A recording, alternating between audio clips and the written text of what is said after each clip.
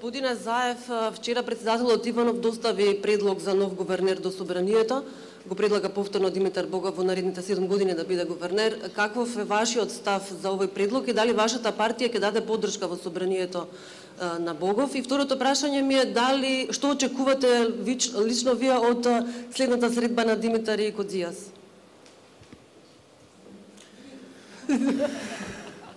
На Димитров и на Коцијас. Добро, јас очекувам секоја средба нова креативност во функција на доближување на разликите кои што ги имаме.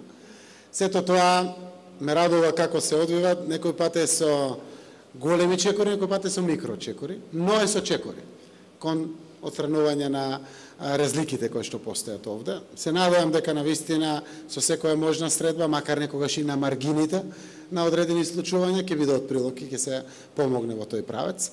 Вториот дел од прашањето, односно првиот дел од прашањето кој што го поставивте е заради ве молам да ме потсетите за новиот гувернер.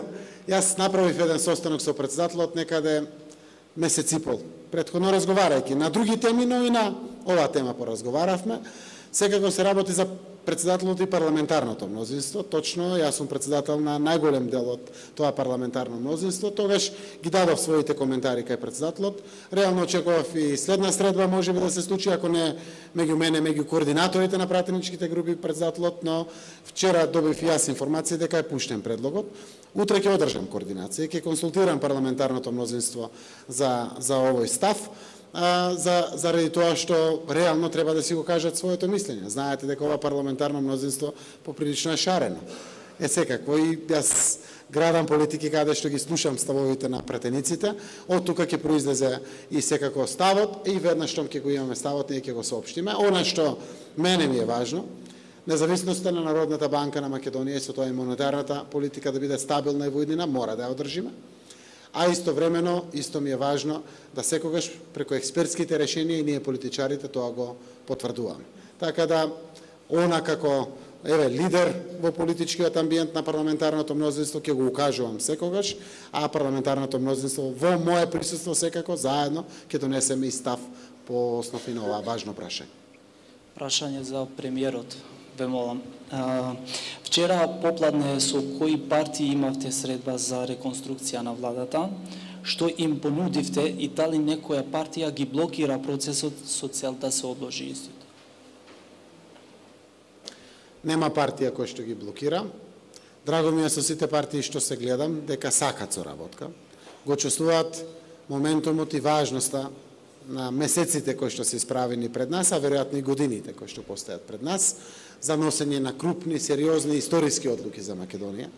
2018 година е навистина многу важна година, заради тоа што Македонија може да добие автоматска покана за НАТО и да почне ратификација на договор, односно на поканата низ парламентите за полноправното членство во НАТО, а очекуваме да добие датум за почеток на преговорите. Сето тоа е врзано и со проблемот кој што пред сега го има со нашето уставно име, но важен е концептот на едно општество за сите, важен е концептот фер општество за сите, како што и денеска темата на работничките права и очекувањата на работодавачите во државата, тоа е фер ставови. Важен е моментумот кога Македонија колку што може повеќе да се обединува, треба да се обединува. Мене ми е драго дури што со опозицијата за одредени национални прашања градиме консензус и заеднички ставови по национални прашања. Вчера се видов со 3 политички партии, односно БЕСА, партијата предводена од Африм Гаши, кој што е во судска постапка и веројатно тие си очекуваат свој дел, и со господинот Мендух Тачи, односно ДПА. И продолжуваме разговорите. Денеска ќе има комуникации дополнително. Јас сакам овие денови да привршуваме со оваа тема. Секако сите се пред се со очекување од предлозите кои што доминантно произлегуваат од мене како премиер кој што предлага, а согласно тоа после ќе се изјаснуваат и самите политички партии. Ако успееме да ги номинираме самите предлози на презимање на одговорност во одредени ресори, јавни институции и слично, веројатно ќе им треба неколку дена да донесат одлуки на своји органи и тела, ама се надевам дека во најмала рака, ако не целосно со сите партии, балем делумно со дел од партиите ќе успееме. Немаме обструкции од никој, коалиционите партнери во владата од сите ИДУИ, но и помалите коалициони партнери кои што се во коалицијата предводена од СДСМ, генерално се позитивни заради зајакнување на парламентарното мнозинство во парламентот. Ви благодарам, премиере, тоа беше последното.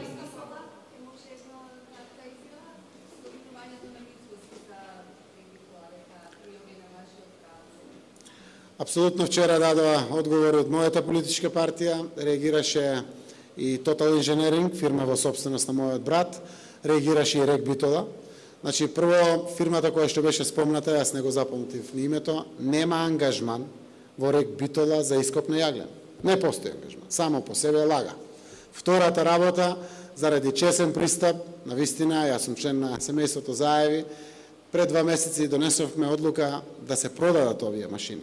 Заради тоа што ако немат право да се јават на тендер, тие фирми веројатно немат право да работат никако подизведувачи во делот на тоа што е јавна дејност или јавни тендери или слично, и фирмата ги отуги овие машини. Јас знам дека тоа е направено пред долго време, гледам дека на 19.4. дури формално правно се отуѓани и булдожерите и она што се камионите, механизацијата комплетно. Само по себе, за мене, ова е, како да кажам, обид за опозицијата, предводена од Христијан Мицковски, преку лаги да инсинуира конструкции кои што апсолутно не се точни, и верувам дека секој политичар е свесен за тоа што го прави, дека постои одговорност. Не е само правото да излезете и да нешто искоментирате. Штетите кои што ги нанесуваат со ваквите пресконференции веројатно се големи и заради тоа постојат судски инстанции каде што ќе треба да си ги платат штетите кои што ги носат. Јас сум чесен и транспарентен политичар, како што знам да кажем да, фирмата на Заеви знае да работи таму и тоа го работи, тоа е така, исто така и овде честно и транспарентно кажувам. Не, механизацијата на фирмата на мојот брат не работи во Рек Битола и нема да работи. Ниту пак работела во некои јавни институции со ангажман на ваквата механизација.